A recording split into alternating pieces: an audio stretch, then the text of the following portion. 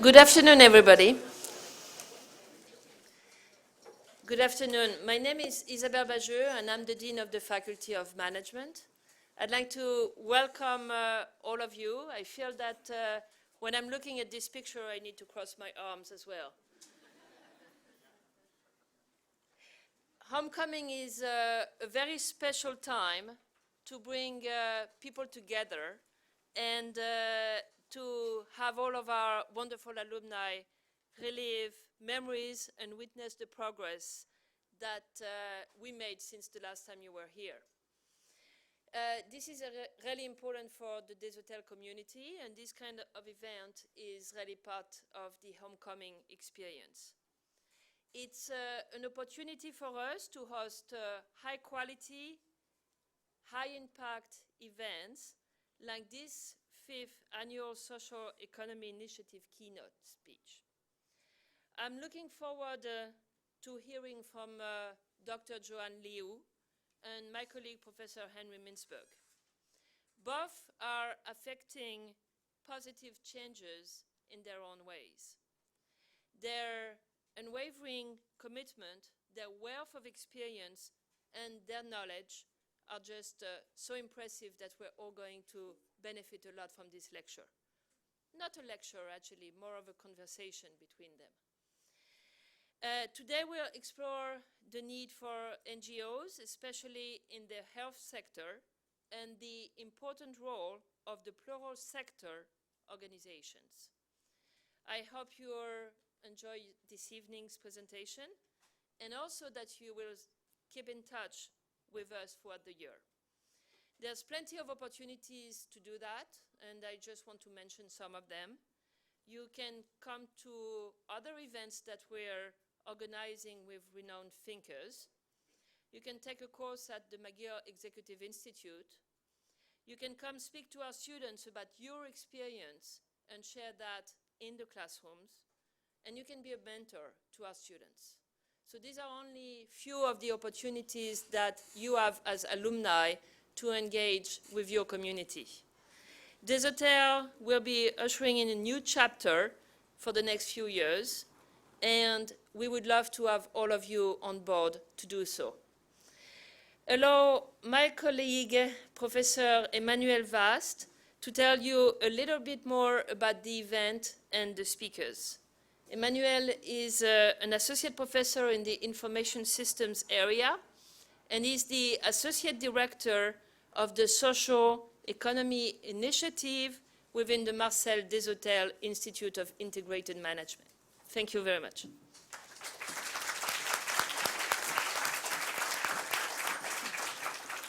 Thank you very much, Dean Bageux. Hello, everyone.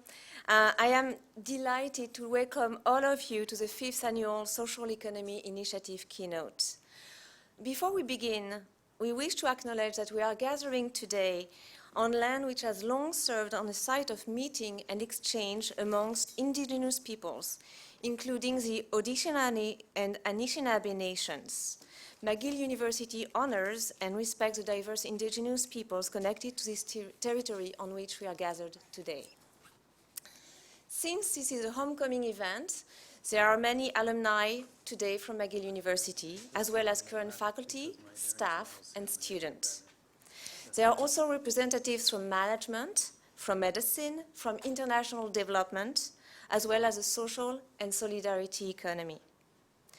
The diversity represented here speaks volume to the interest across interdisciplinary boundaries in addressing pressing social issues, global issues through partnership development, integrated management, and social innovation.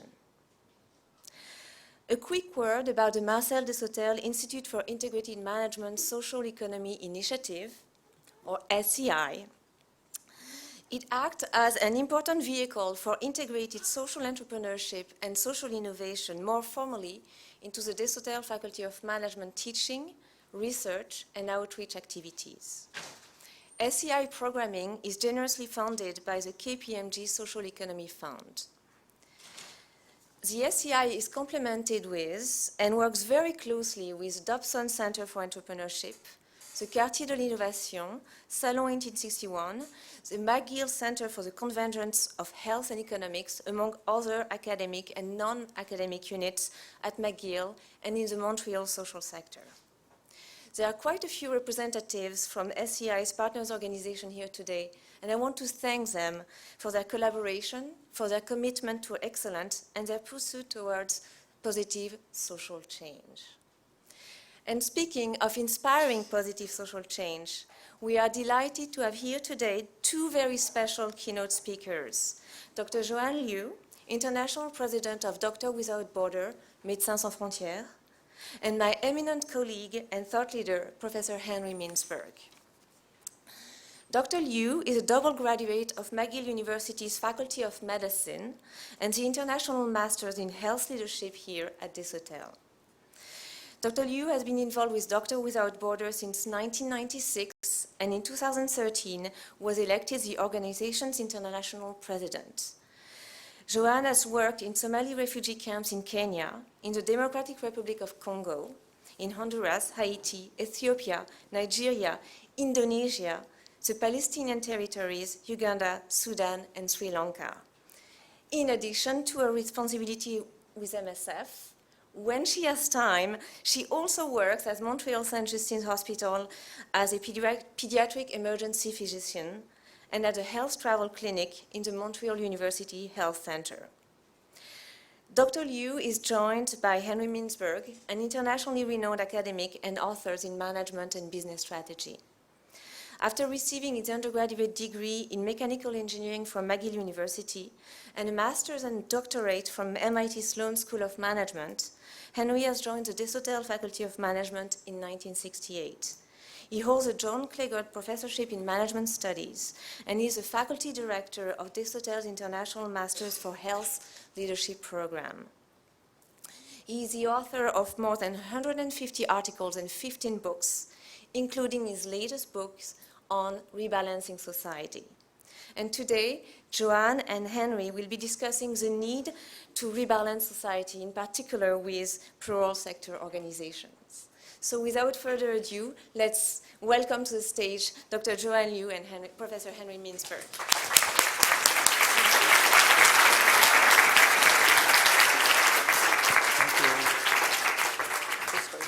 So I will start with a brief introduction, kind of tell you what's coming, and then Joanne will talk about Ebola, and then I'll talk about imbalance, and then we'll banter a little bit, or jaser, and then we'll throw it open to questions. So I'm going to just give you a very brief introduction to what we're doing today. I first met Joanne in the IMHL program, the International Masters for Health Leadership. She's typical of our graduates. They're all about the same degree of success that she is. And she gave us a hard time in the program early on, but then she came around and turned out to be one of our most enthusiastic people.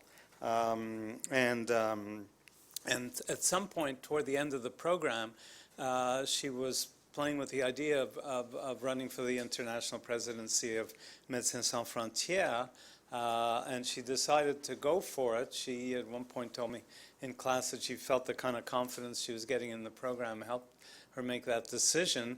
And then the interesting part is that several members of the class formed her campaign committee, and she was elected. In the meantime, and essentially was elected and walked pretty quickly straight into the Ebola crisis in Africa, and she'll tell the story, but her contribution to that was incredibly significant, and she suddenly became kind of almost a household name around the world as somebody who had done something tremendously important, and she'll talk about that. In the meantime, I wrote the book that Emma just mentioned called Rebalancing Society, and was working on that. And while Joanne's concern was Ebola in her early days at MSF. My concern was imbalance, kind of a larger issue of the imbalance we face in society today between private sector forces and other forces in society. And I kind of had this idea that what we learned from MSF's experience as an NGO, as a non-government organization in the Ebola crisis could also inform us about how we can deal with a much more widespread problem of imbalance in society in general. And the fact that a lot of the issues that the NGOs deal with, whether it's environmental issues or health issues or injustice issues, really, in part at least, grow out of the imbalance in the sense that, for example, the environmental crisis is driven significantly by this economic need we have for more, and this drive for more goods and more consumption and so on and so forth. And that's part of the imbalance issue. So Joanne and I had been talking over the years as she was visiting here about the relationship between Ebola and imbalance. What can we learn from Ebola to deal with imbalance? And so we decided to go public tonight. So Joanne, so bring our conversation into the public. So Joanne is going to talk about Ebola. I will talk about imbalance. We'll exchange a few comments back and forth at the end of that, and then we'll throw it open to questions. So, Joanne.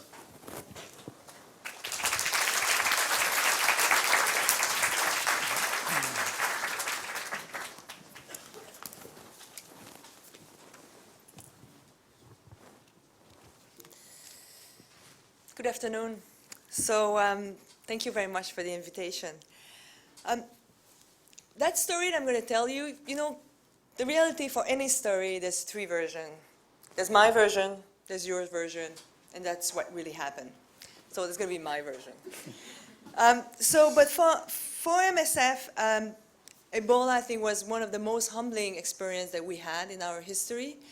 And it's a story of 5,300 workers that went there in West Africa, but there's much more, you know, from West Africa.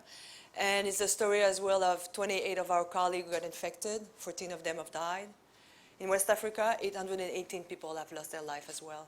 So just in memory of them, you know, this is why today I still want to talk about Ebola, because I think there are some lessons to be learned, and we need to learn them.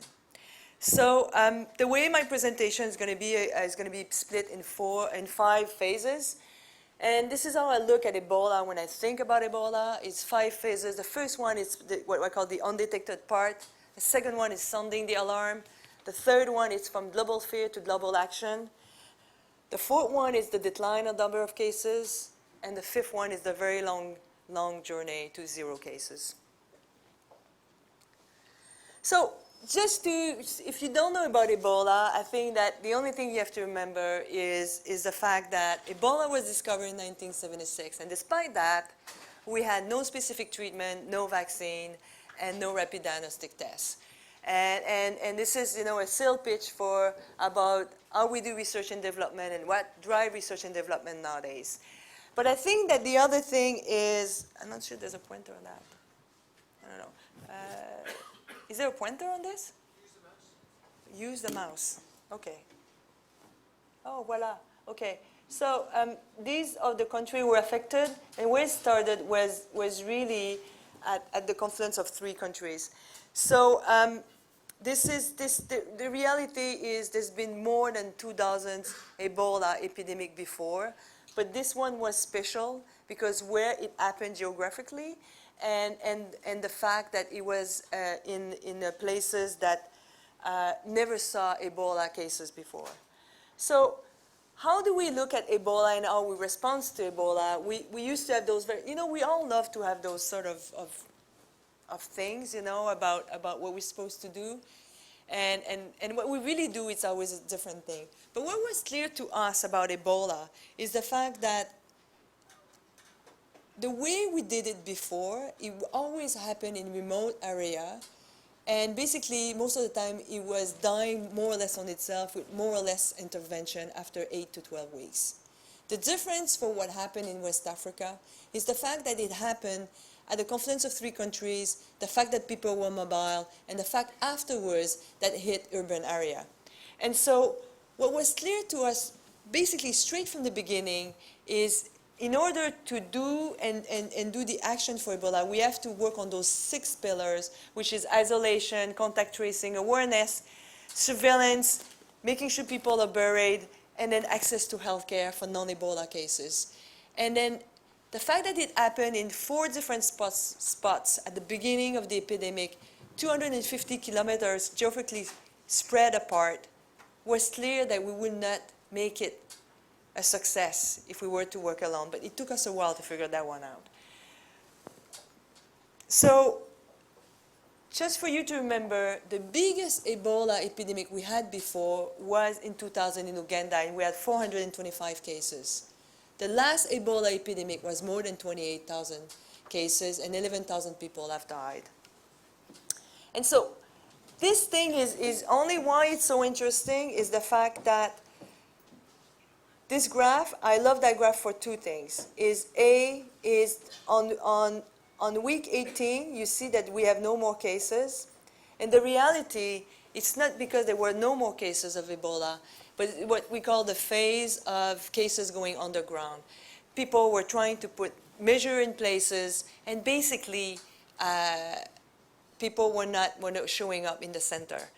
And so during that period, we got the really wrong belief that it was business as usual, that Ebola was dying out after 8 weeks of being diagnosed, and we were having the upper hand on the epidemic.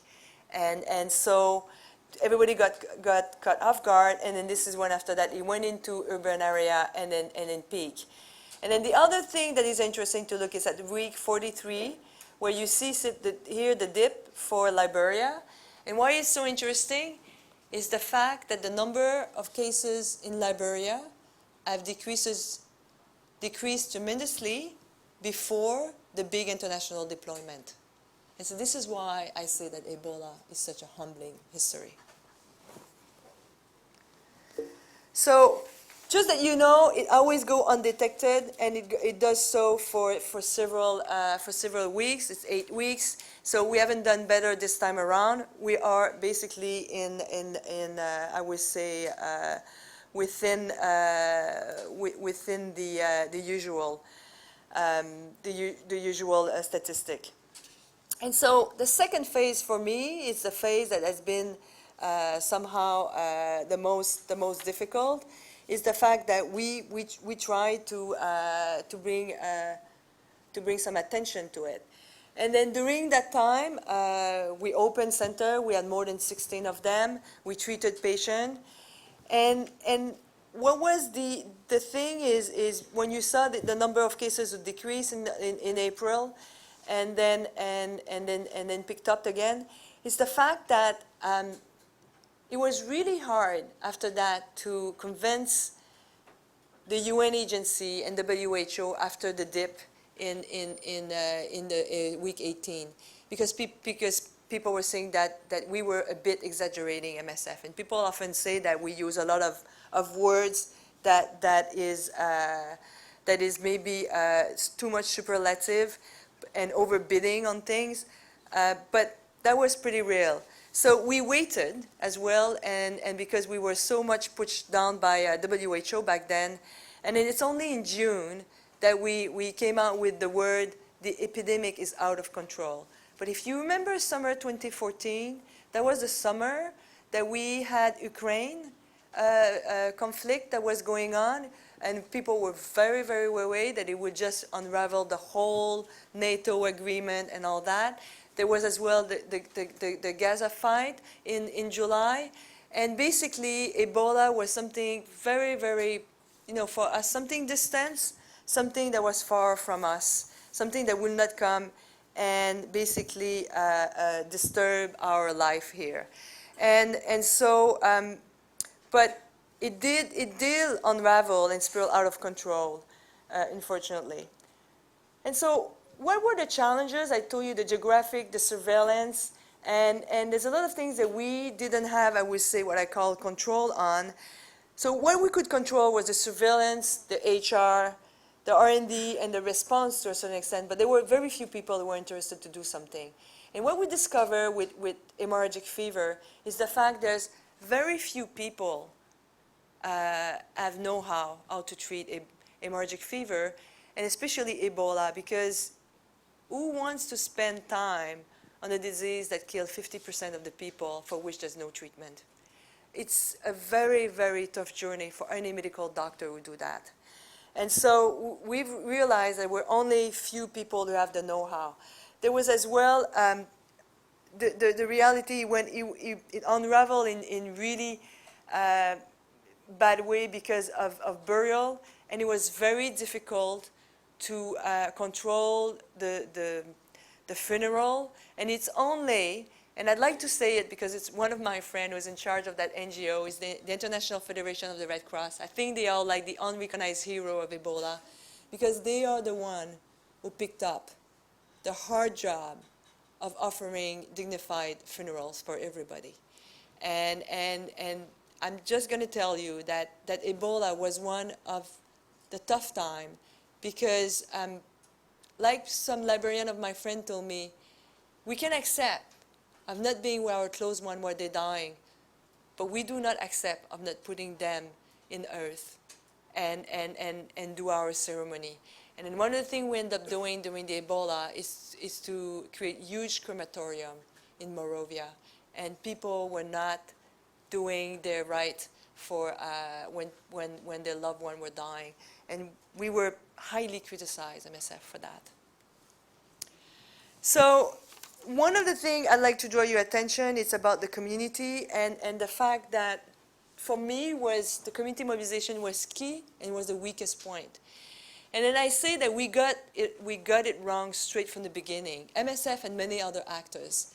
Because our sales pitch at the beginning of the Ebola epidemic was, there's a deadly disease, 50% of people are dying, we have no treatment, come and die in our Ebola center with people wearing spacesuits. How much of a seller is that? People were not showing up. And it took us months to undo that kind of sales pitch. And so this is why I say Ebola starts in the community and stops in the community. And things end up changing when the community end up taking control over the Ebola epidemic, and not because MSF was there. But the other big thing that messed up the whole thing is the vacuum of leadership. And it is the fact that agency that we thought would step up to the plate did not. And everybody have heard me about criticizing, and then Henry told me before, he said, will you criticize the WHO? Well, WHO, you know, the thing is you know, what is leadership, since I've done a master in leadership? I think leadership is about stepping up to the plate, rising to the occasion when it happens. And I think they missed the opportunity, the WHO. And this is what we're not forgiving them. And so, because the only thing they had to do was to declare a public health emergency of international concern. And we all know that statement doesn't save life, but we know that it set the tone. And once you label something as an international emergency, what does it do? It means that the world has to come together to make a difference. And that is essential.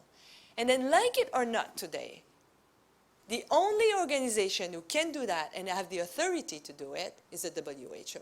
So until the rule of the game are changed, it's the WHO. So they're going to need to step up there. Just as a reminder, the only other time that we talk about a public health or emergency of international concern was with polio, with SARS, Ebola, the third one, and the fourth one is Zika. So what do we do, MSF, when we don't have any more means, when people are not talking? Well, we speak to the media. That's what we did. So in the peak of the summer, from June to July, we were doing an average of 400 to 500 interviews on a daily basis across the movement. We would have loved to pay for this kind of communication campaign. We don't have the means to do that, guys. So, so this is one of the things that put us so much under the spotlight.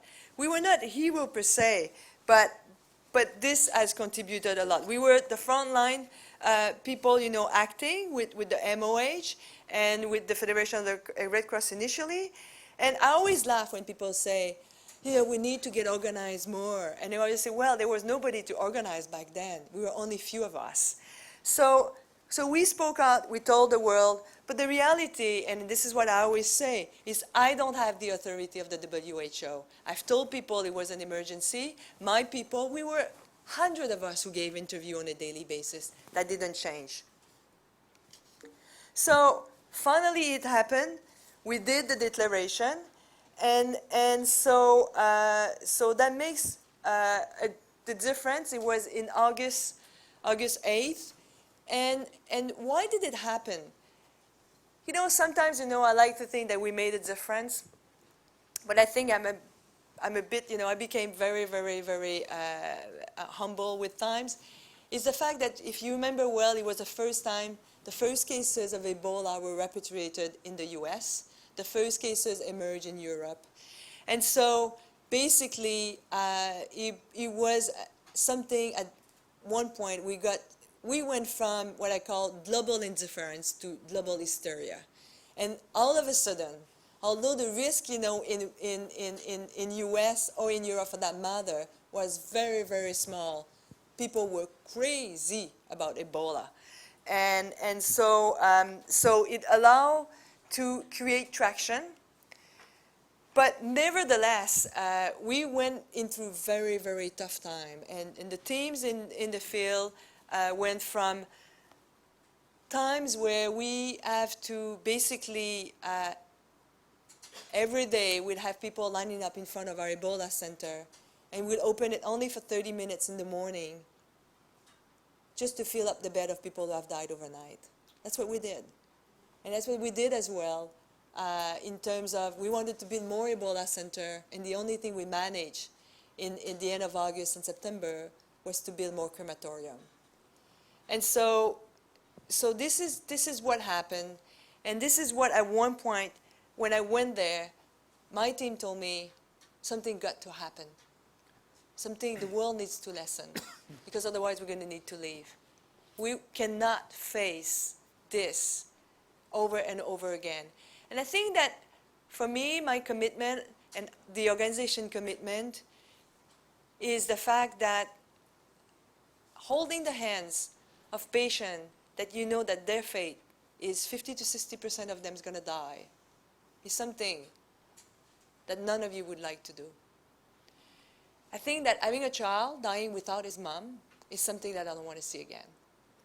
And this is why I'm so committed that next time around we're going to be better prepared. And so, but sometimes, you know, the world line up, and as much of a complainer and a criticizer we are, MSF, I must admit that the UN has gave us the stage to speak, and we were invited in September to go and tell the world what was going on. And what did we tell the world? And then I remember what I've told the world is, we've been losing the battle against Ebola for the last 6 months, but I think we can win the next 3 months. People are dying, and then we can make a difference. But you're going to need to deploy. And then we need more Ebola isolation bed. We need workforce. We need an air bridge. We need more staff. And then, but the biggest thing that we were saying is, it was an admission to failure. And it was a desperate call. And this is the time that I've done it rarely MSF, but we have called for the deployment of civilian and military assets with experience with biohazard management. So we didn't ask for military action because I'm often misquoted, so I just want this to make clear. But our calculation back then is we needed a workforce big in number that could be deployed quickly that had a good chain of command and have some self-discipline. So that's what we thought that we would get. It didn't completely happen like this. Few days after, we were invited at the UN Security Council, and it's my colleague, Jackson, a Liberian nurse, who briefed by video the UN Security Council. And this is only the second time that the medical topic was brought at the UN Security Council. And then after that, the UNF decided to have the resolution 2177, where they deployed the UN medical emergency Ebola response, which was the first time in history for the UN. And that was it. That's what happened. But the reality is there's always a lag time between action. This is like words and action, and it took several weeks for aid to come in. But meanwhile, yes, everybody's pushed to their limit, and it was really, really hard to continue. But I think that the team, the MOH who were there from the 3 different countries, knowing that the world was paying attention, was allowing for people to go beyond their limit, and that's what happened.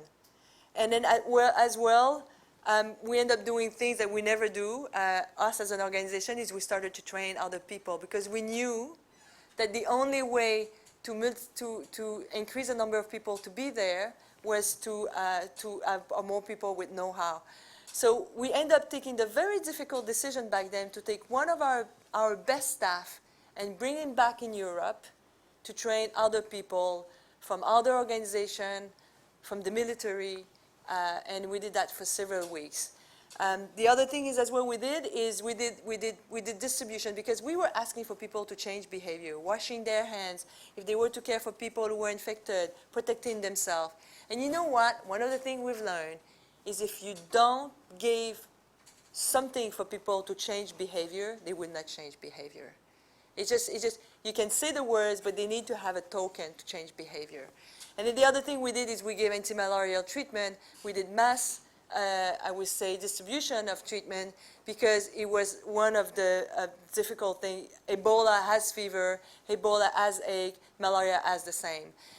And this is as well another very humbling, I would say, experience, is a third of the patient we gave the treatment took it, a third saved it for the next time when they're going to be really sick, and a third took half of the treatment. So, when people were asking me, it's very humbling. Do we need anthropologists? People were asking me that before in conversation. Yes, probably we do, because we don't understand. West Africans understand themselves, but we don't probably much understand them.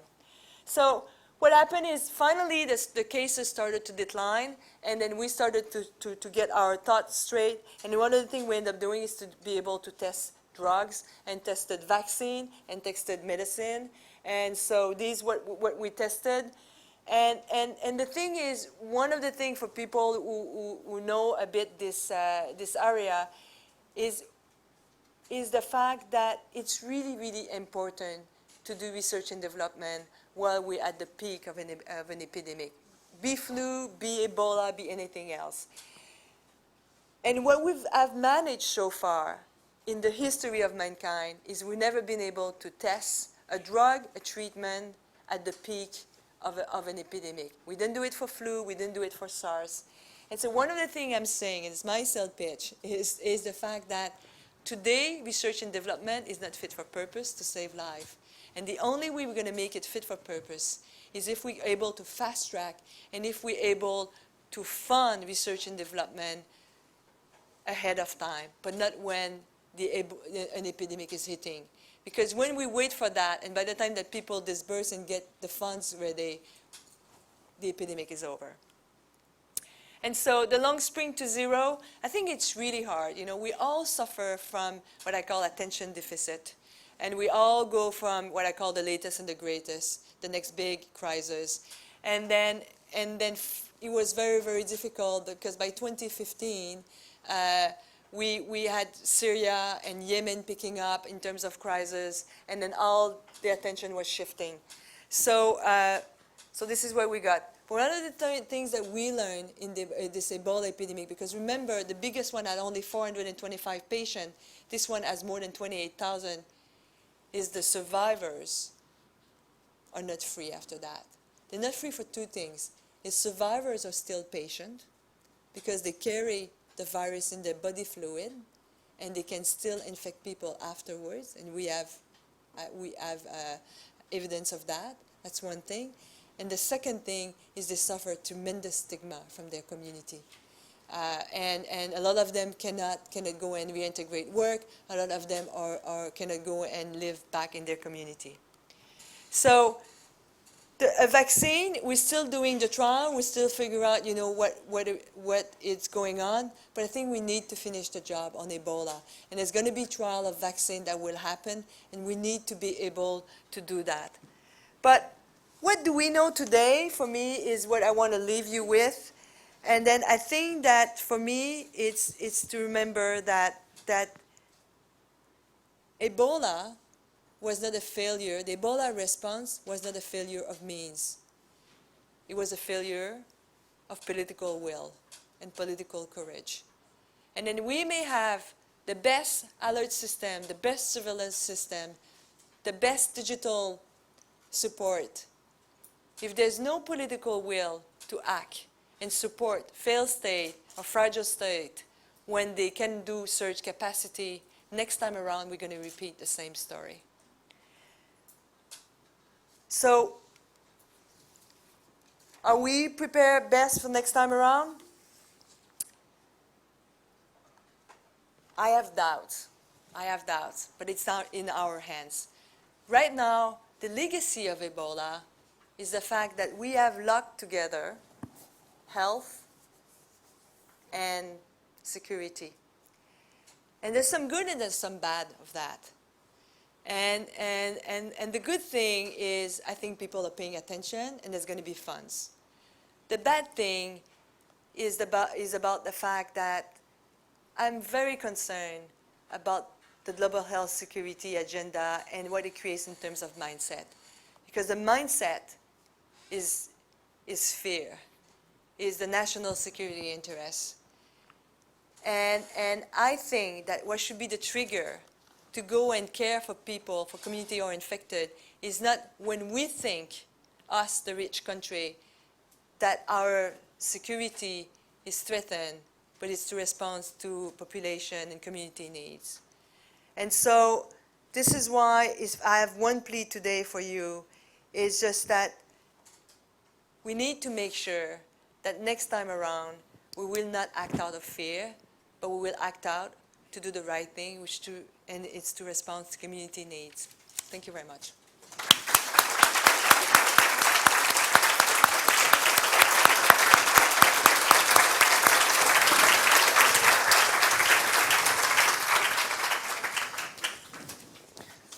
So I want to talk about imbalance, and I'll explain what it is. And I want to say at the outset that Ebola was contained. Imbalance has not been contained. Imbalance is a social epidemic that is causing severe problems in society and is linked to a lot of other problems that we know about, that we are more aware of, namely environmental problems and social injustice problems, income and disparity problems, and problems of war, and so on and so forth. What do I mean by imbalance? In 1989, the Berlin Wall fell. That wall fell on us. We assumed in the West, in the wealthy countries of the West, that capitalism had triumphed. That was the explanation for the fall of communism in Eastern Europe. But capitalism didn't triumph at all. Balance triumphed. The Eastern European countries were utterly out of balance on the side of their public sectors. Their private sectors were weak, and what I'm going to be calling in a minute their plural sectors were also weak, and their public sectors dominated. In the West, we had strong government. Think of what governments were like around 1989 or just before that. Think of Lyndon Johnson's welfare programs in the United States. Think of tax rates. Think of what corporate taxes were before 1989. And think of what private taxes were on the wealthy before 1989. What's happened is the misunderstanding that capitalism has triumphed has caused capitalism to be triumphing ever since. And this is not a criticism of private sector activities at all. It's a criticism of a particular kind of capitalism that has become dominant in the world and is creating all kinds of problems in the world, including income disparities, including the trade tribunals that are under heavy discussion right now in Canada, and so on and so forth. And we've got to be dealing with that. Behind each of these concerns is an NGO. So behind our concerns about health around the world is Doctors Without Borders, for example. Behind our concerns about injustice is Amnesty International. Behind our concerns about environment is an organization like Greenpeace. And in a sense, the imbalance in society is a kind of meta issue. It's an issue over the other issues. But it doesn't have the kind of crisis or the kind of fear that Joanne was just talking about. But make no mistake about it, there's a link between Sanders' support, there's a link between that and Trump's support and Brexit, and all kinds of other things. There's a concern in the world about the imbalance. People don't articulate it that way. They use the word globalization or whatever, but what they're really protesting is the imbalance that we're experiencing in the world today. There are three sectors in society, not two. We've lived with a kind of linear view of politics for more than a century, almost 2 centuries, which is left, right, Karl Marx, Adam Smith, nationalization, privatization, democracy, the proletariat, free enterprise, and so on and so forth. And we've kind of swung back and forth. And that's led to 2 kinds of politics today, I think. One I call pendulum politics, which you see in France, which is swinging back and forth between left and right, never resolving anything. The left comes in and undoes what the right does, the right comes in and undoes what the left does, and so on and so forth. Or paralyzed politics, which is what you get in the United States, where Obama wanted to do a lot more than he was able to do because of the political divide in Congress that blocked him from doing what he was doing. So instead of this kind of linear politics, what we need is stable politics. And I think the recognition of the third sector in society can do that. So imagine society as a stool with 3 legs instead of 2. A stool on one leg, which is what you had in communism in Eastern Europe, is obviously unstable. A stool on one leg, which is what you have in the United States today, with so much power in the private sector, is also unstable. A stool that sits on 2 legs, as France does, is also unstable. The third leg is the plural sector. And what do I mean by the plural sector? I mean essentially everything that we live with that's not public, not government owned, not government organized, or privately owned, investor owned, and so on. So the NGOs are obvious examples, the non-government organizations like Doctors Without Borders and Amnesty International and Greenpeace and so on and so forth. They're a class of organization that I call the non-owned organizations. McGill is a non-owned organization. Every famous hospital in the United States, whether it's the Mayo Clinic or the Mass General or whatever, are non-owned organizations. We have massive numbers of non-owned organizations. In fact, I would argue, I would claim that probably everybody in this room has interacted with at least 5 of these organizations in the past week. You're in one today at McGill University, and you've gone to the Y, or you've belonged to some club, or you've shopped at a co-op, which is also part of the sector, member-owned organizations, and so on. Plus, there are all the social movements and social initiatives and all kinds of things going on in society. So that's what I mean by the plural sector. Now, how are we going to restore balance in society across these 3 sectors? And people tend to fall into 2 camps. either they believe government will do it or they believe business has to do it. Business will not do it. I applaud corporate social responsibility. I think we need more corporate social responsibility. It will not compensate for the amount of corporate social irresponsibility that we're seeing today, enormous amounts of it. I believe in companies that develop windmills and solar panels and so on, but there's no win-win wonderland. There are all kinds of companies doing all kinds of things, some very good, some very bad, and many in between. Business will not do it, although I applaud what efforts honest businesses are making, and I think that's important. Government will not do it because governments have been hugely co-opted by private sector forces, and nowhere more so than in the globalization movement, and nowhere more evident than in the trade pacts that's being discussed and debated between Canada and the European Union right now. I don't know how many of you know this, but there are tribunals written in those trade pacts that give private companies, international companies, offshore companies, the right to sue sovereign governments like the Canadian government for legislation that interferes with their profits. That means that if the government enacts some environmental legislation that cuts into the profits of some corporation, they have the right through NAFTA and now through the new accord to sue the Canadian government, and this is happening. People don't realize it, and people don't realize the anger and the angst that's surrounding all these trade accords. So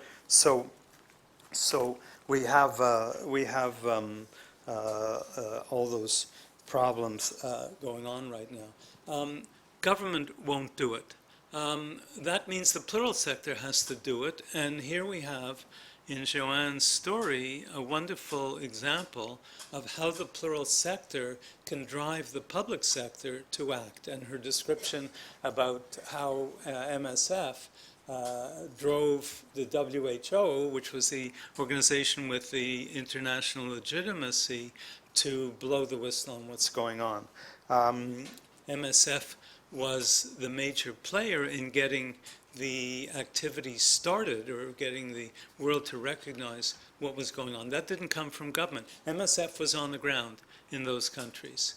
The political appointments of the WHO people were sitting in the capitals of those countries. They weren't experiencing Ebola the way the doctors and nurses of MSF were experiencing Ebola. So what are the messages about the plural sector, or about specifically the non-government organizations? Message number one is what I just mentioned. The NGOs are on the ground. They're there. They see it every day. Even in the case of other issues like income disparities and so on and so forth, the NGOs are on the ground. They see the poverty. They're not sitting in the United Nations reading statistics about poverty. They're seeing the consequences of poverty. Same thing with environmental concerns. It's Greenpeace that's on the ground, that's seeing the catastrophes that are taking place and the problems that are taking place. So number one, the NGOs are on the ground. Number two, the NGOs, Joanne talked about community, and that's a key issue. The plural sector is rooted in community. It's rooted in our communities. We live on three levels. We live on a national level or a citizenship level. We live on a personal level or a property level, if you want to call it that, and we live on a communal level. And the communal level gets lost in this. The NGOs are largely rooted in communities. They work as communities, and they're rooted in communities. Working in communities means that there's a sense of engagement on the part of the people, and nothing signifies engagement more dramatically than people who are willing to put their lives on the line, the physicians, the nurses, the other people in Médecins Sans Frontières, willing to put their lives on the line to deal with this. So there's a sense of engagement. The third set of factors I want to talk about with the NGOs, or just mention, are number one, their independence. I said earlier that Joanne gave us a hard time in our healthcare program. Nobody is more independent in a way than Joanne, and is perfect person to run Doctors Without Borders in the sense that this is a truly independent organization that speaks its mind and has always spoken its mind. So the independence, the energy, and you get that from listening to Joanne about this experience, the courage, that came through in this story. The altruism, that came through in this story. And the flexibility. All of those things are characteristic of many NGOs, not all of them, but of many NGOs. They're less characteristic of governments. Governments can exhibit some of those characteristics some of the time, but these are mostly characteristics of NGOs. And so it turned to the NGOs, and one NGO in particular, to issue the wake-up call to deal with Ebola. So let me just close by saying each of the NGOs has their own concerns. So Amnesty International is concerned about justice, and Médecins Sans Frontières is concerned about health in places of crisis, and Greenpeace is concerned about the environment. And I don't expect these organizations to turn their attention to imbalance. But imbalance underlies a lot of what they have to deal with. Imbalance causes many of the problems in the environment. Imbalance causes many of the injustices of income inequities and so on and so forth. And so somehow we need to figure out how the NGOs can work together to blow this much bigger whistle on something that is less evident, but maybe ultimately more significant. If we get to the state in the environmental crisis, in the climate change crisis that Ebola got into in Africa, it'll be much too late to deal with it. So our future is at stake in our capabilities of addressing this issue, and I think the NGOs have to play a major role in that, and I think Joanne's story is a perfect example of how that can happen. Thank you.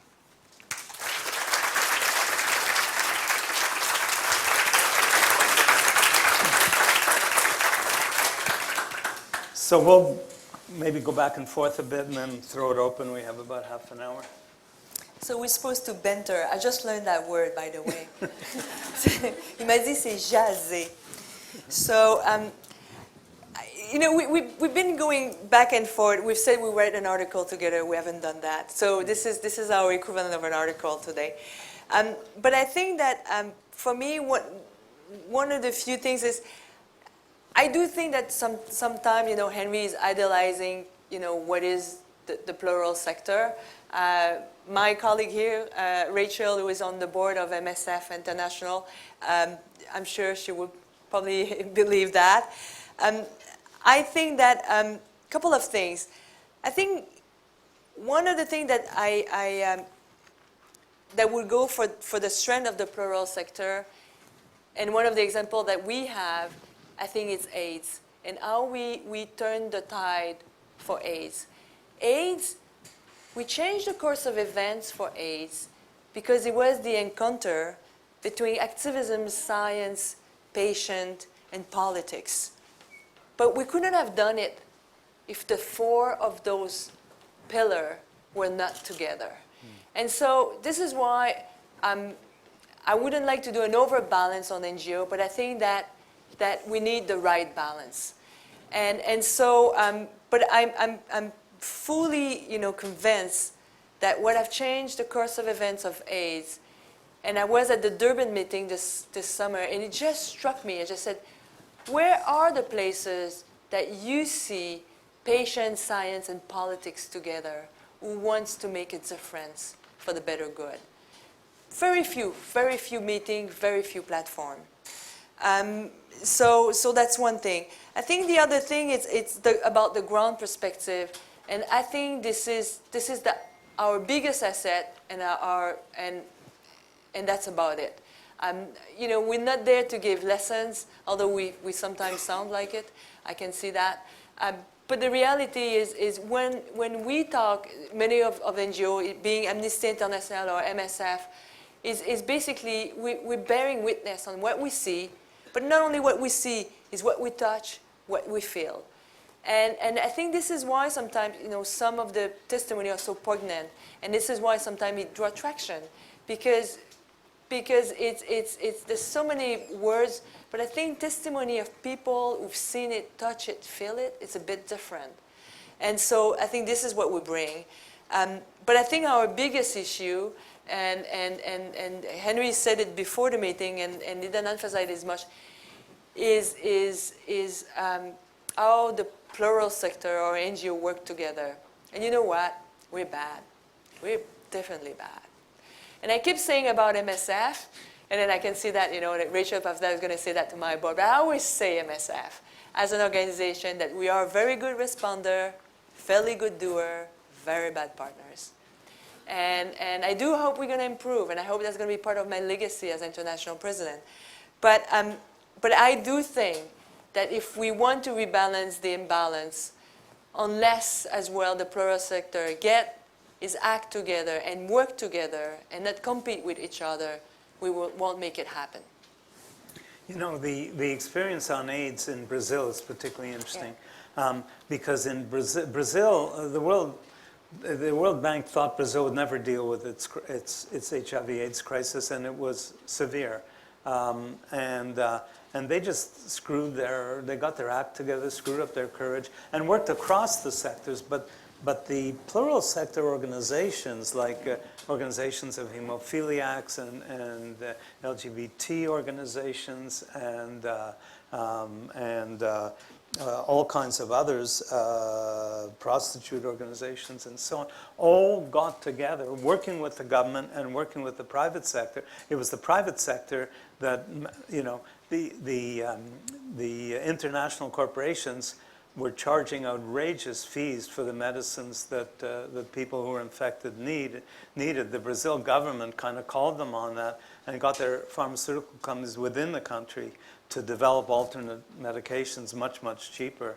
And instead of doubling, the WHO, I think, was predicting a doubling of incidence, and it was cut in half. So it's not just the plural sector, but it's my feeling that governments aren't doing it today when it comes to these issues. In fact, our government, and this is a liberal government, small l supposedly as well as capital L in Ottawa, and yet they're signing this trade pact, which includes these kinds of tribunals that are abhorrent. So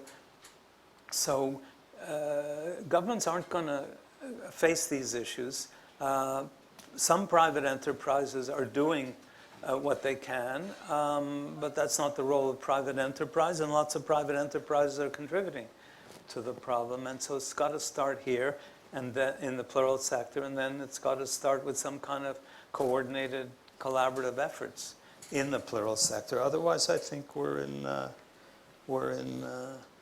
deep trouble. I should also add one word, that community is the key word for the plural sector, and everyone in this room, some of you may work in the private sector, most of you vote in the public sector, all of you live in the plural sector. You live in your communities. Part of the concern about the trade pacts is that the trade pacts favor global corporations at the expense of local communities, and nowhere is that clearer than in the fact that a few farmers in Belgium stopped, temporarily at least, stopped the trade pact because they were concerned with the impact on their own community. Anything else? Well, I agree to a certain extent, but I think that we should not let our government off the hook. They have responsibility. We're paying tax, and then they should be living up to some of their commitment. I say that because I think that it's too easy to let them off the hook. And for example, I'm talking about health because this is most of my experience, but I'm someone, I'm Canadian, and I believe in Canada Act 1984, and I believe that health is a public good and therefore public responsibilities, and hence, the government is responsible for the health of the citizens. And so we should, we should ask for what the government is going to do, because this is what they are there for. But if you don't ask, and if you don't, get your act together, nothing will happen, and you will just, we say in French, subir. So you're going to just be. So for me, I still believe that we have a voice as a citizens, and we can tell the government what we want. We managed to not go to Iraq war because we went in the streets a few years ago. We just said we don't want to go there. And then at one point, so we have to remember that we are the constituents of a government, and the government wants to be reelected or not. So use it. And then for me, it's important. It's not only as I'm getting older, and then I am getting older for some reason. 25 years, I graduated from medicine, so it's a bit of a trauma for me. Because I'm invited, there's nothing worse than being invited to do those kind of exercise, because it means you're aging. So, but just for me, is I think that it's the pendulum shift is not to bring it all to the other extremity, but it's to bring it in the right balance in the middle, and getting every player to play their bit and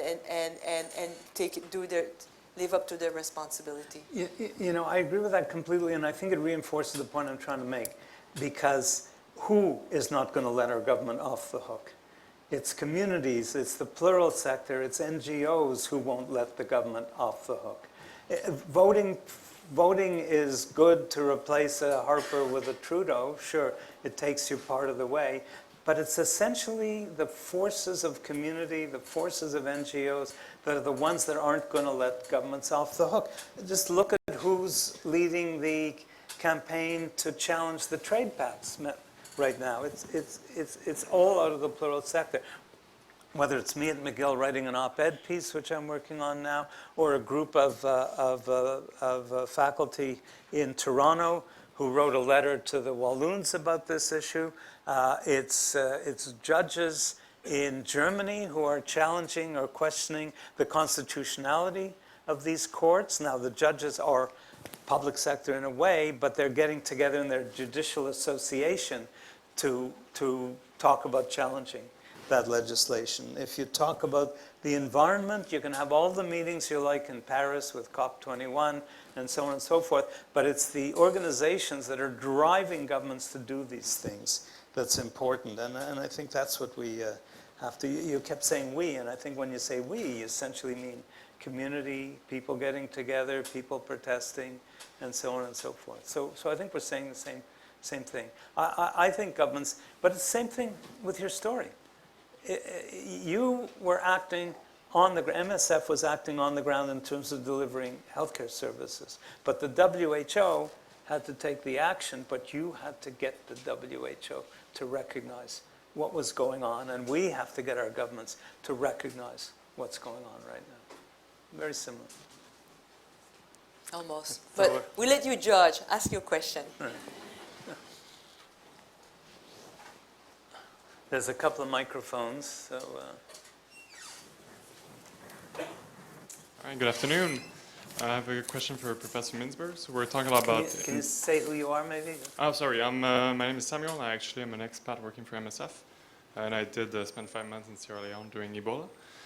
My question actually is has to do more with my business studies. So we're discussing NGOs, but we're here because also we're talking about social economy. So what about social enterprises? Should they play a role that is similar to those of NGOs in the plural sector? Well, social enterprises, there's two kinds of institutions for me in this sector. I sort of mentioned them, but not quite clearly enough. One are the organizations that are owned by nobody, and the other are the organizations owned by their members. So co-ops are owned by their members. The social economy, a significant part of the social economy are co-ops, for sure. And one of the things I didn't say, meant to say, is that the plural sector is huge. It's massive.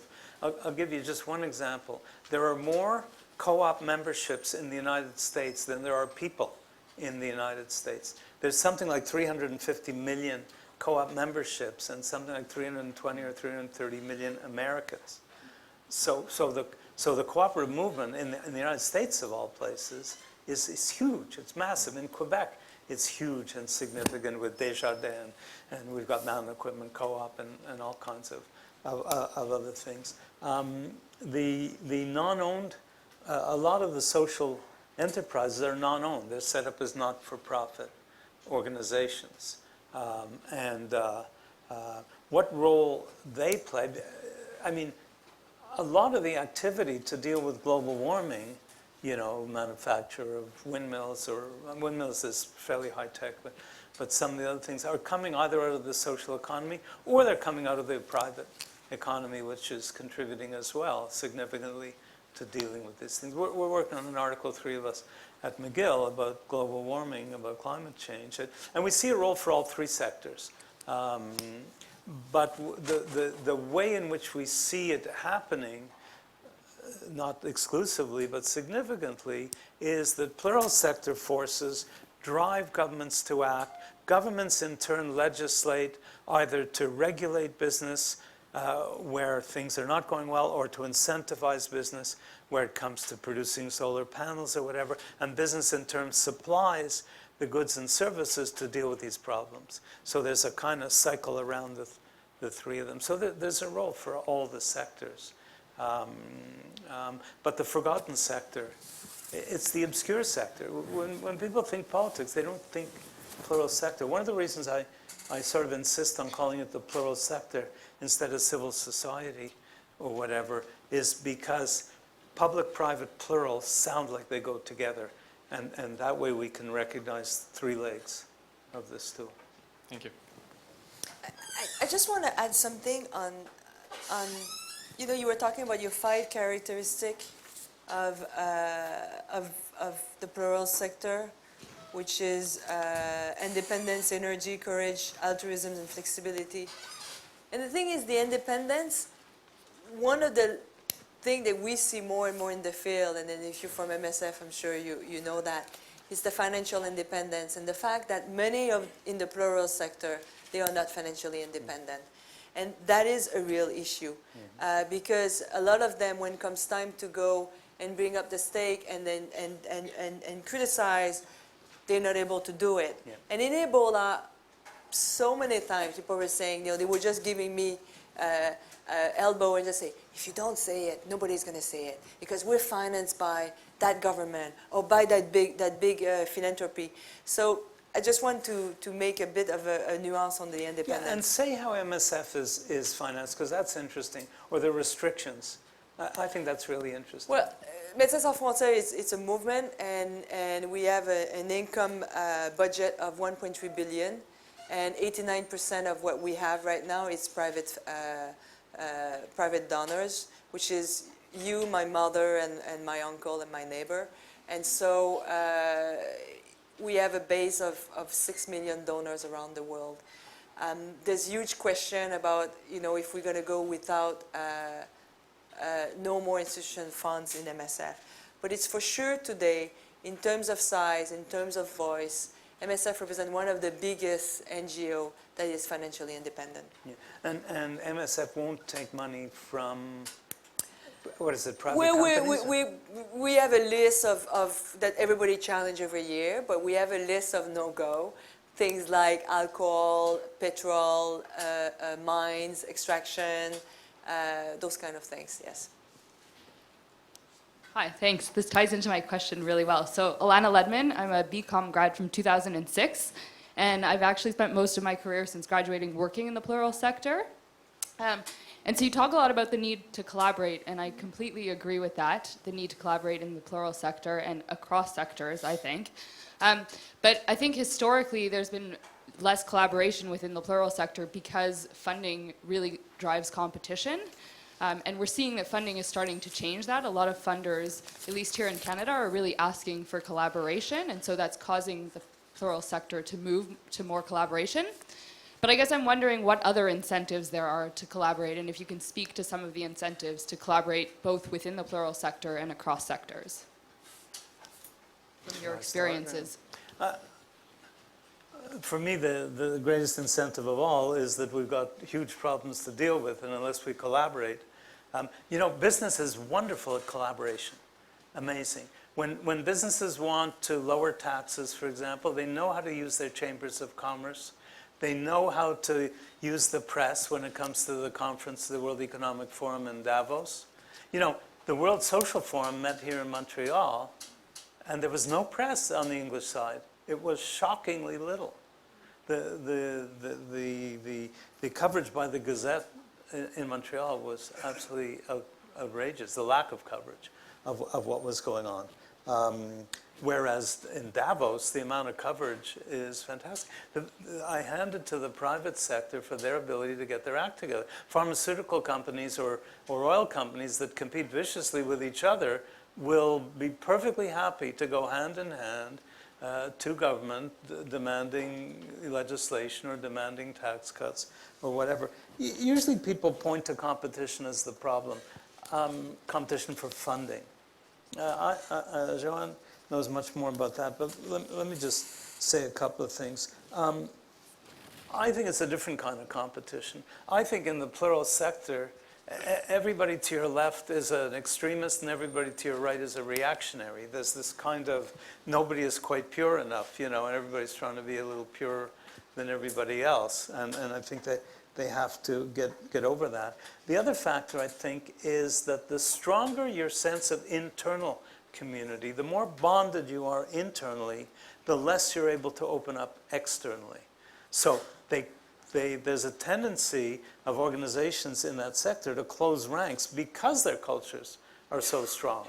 So you're MSF, you're not Red Cross. You know, there's a long history. I don't know if Joanne wants to talk about that, but there's a long history of the Red Cross professing absolute utter neutrality. They never take sides. I don't know if it's true, but that's what they say.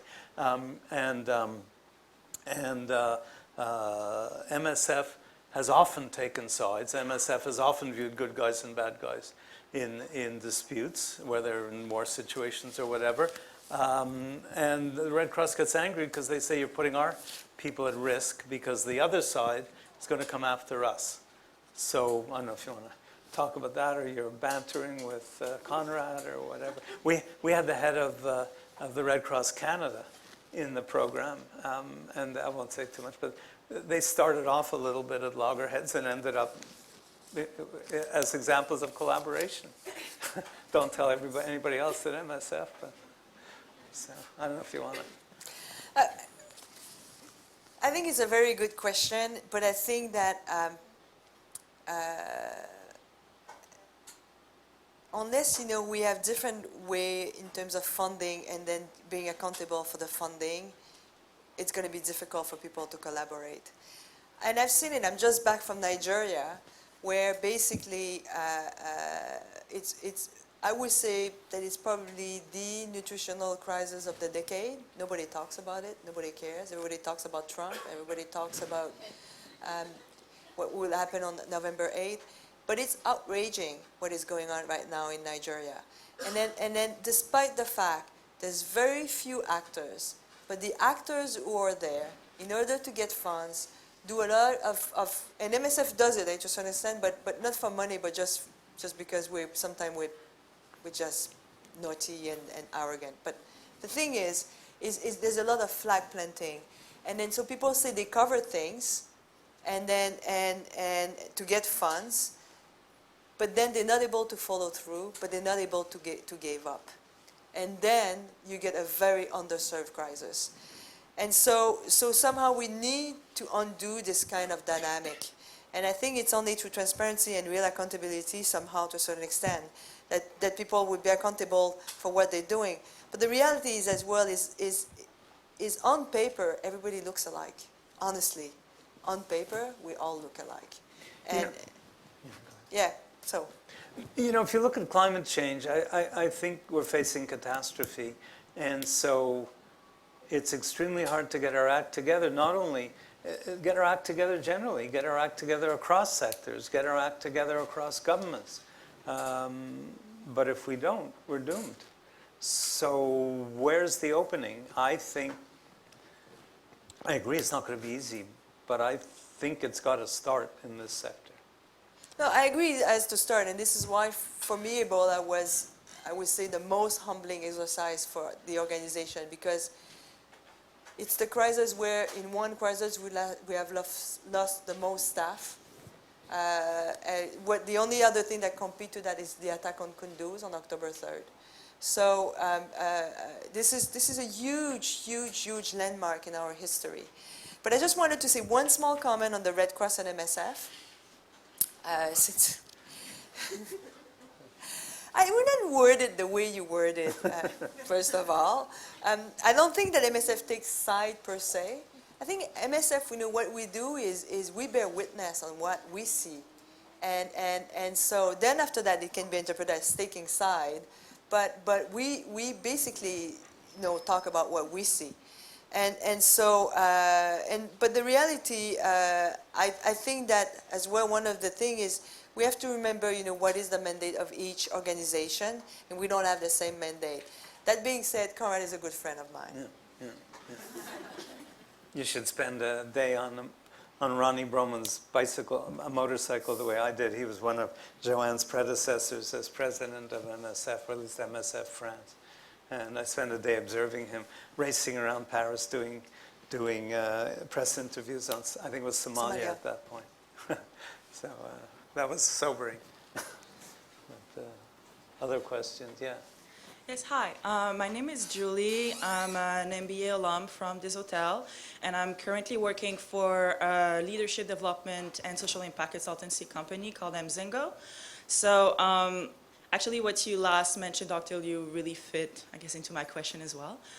I've been following very closely all the recent crises, of course, and I have to admit that it really angered me, the selective coverage that happened at the beginning of Ebola, I guess not enough coverage of the bombing of different hospitals and what's happening in Nigeria as well, etc.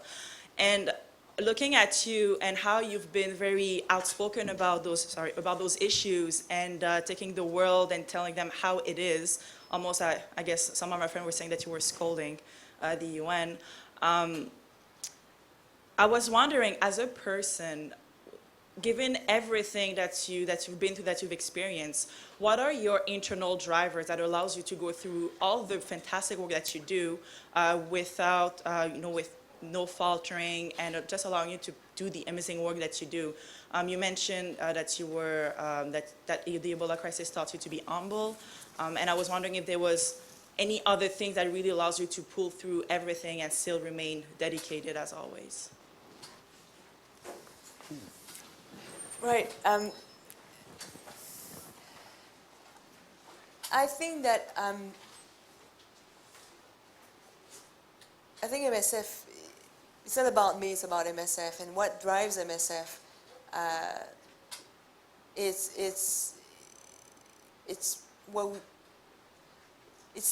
always said when I was doing my campaign with my IMHL colleague in 2013. My campaign, the buzzword of my campaign was patient first. And I think what makes you want to continue to do something is that you always keep in your focus the reason why you're doing all that. And then the reason why we're doing all that MSF for more than 45 years is because we're working with people that I always say they have very, very little choice or no choice. And we keep them always in the focus. And that's why we're going through all those difficult moments. This is why 35,000 workers in MSF in 70 countries keep going. And then personally, I'm inspired by all our workers. And I'm always, I would say, full of admiration for our staff, days in, days out. Cross checkpoint in Yemen or in Nigeria, and days in, days out, care for people for cholera right now in Haiti. I have the deepest respect, and every time I go and speak somewhere, there's nothing worse than writing speech, guys. I hate it, and I agonize over writing speech. But one of the things I always do, and that's what I did before the UN Security Council, is I call the field, and I always ask them, what do you want me to tell the world? And you know what? The best sentence of all my speeches, and the one that always gets quoted, is always the sentence from the field. And so I think that our worker at the front line of the different crises, being medical or being humanitarian, are an inspiration.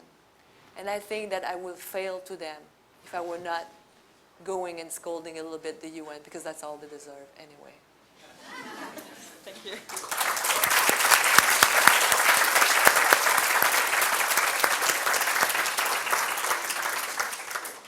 Thank you very much, Professor Mainsberg and Dr. Liu. As a small token of our gratitude for you coming to talk to us and inspiring us with your experience and your Thank you. ideas. Thank you so much. Thank you very much.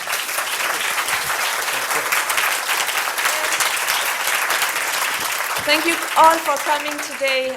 We hope that you will keep in touch with the Social Economy Initiative, and we wish you the best in your endeavor and future endeavor in the Social Economy Fund. Thank you very much.